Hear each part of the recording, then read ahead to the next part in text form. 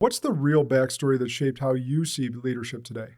I mean, I came from, as you said, over 2 decades at IBM, and my family put in 105 years at Big Blue, and so the style of leadership that I grew up with, and when I say I grew up in Big Blue, I mean, my dad was there before I was born, so I saw a lot, and I watched how the culture was in the early days and how it was a branch, and being part of a branch meant that you knew everybody's kids. It meant that you were connected to people on a personal level. It wasn't just a work thing. And it was a culture I really took for granted. I really didn't know that that's not what all business was supposed to be.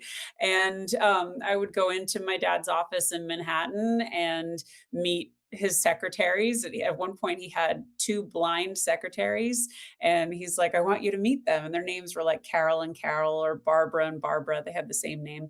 And I said, sure. So I'm trotting into their office, and I walk in and it's dimly lit, and they go, hi, Lindsay.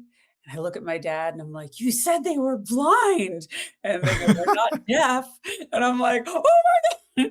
But like being exposed to all kinds of people and all kinds of abilities was just very normal for me. And that's what my interpretation of business was. And then I got there and I came in through Lotus, and Lotus was like beer carts and flip flops. And, we were wild, and it was really fun. And it was, I was in my early 20s and exactly what it needed to be then. But the kinds of leadership that I was exposed to were really different than what I grew up with.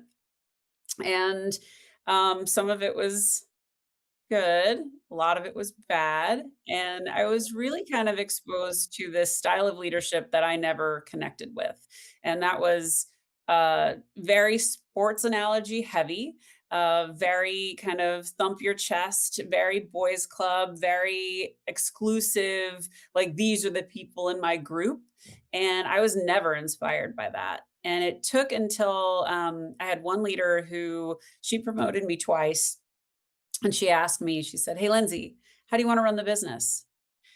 I was floored, Josh. I'm like, you're asking me? Really? Oh my gosh. She's giving me autonomy. She's giving me space. She's telling me she trusts me. And I was able to turn that around to my team and do the same. And that was an incredible gift. And it exposed me to what leadership could be.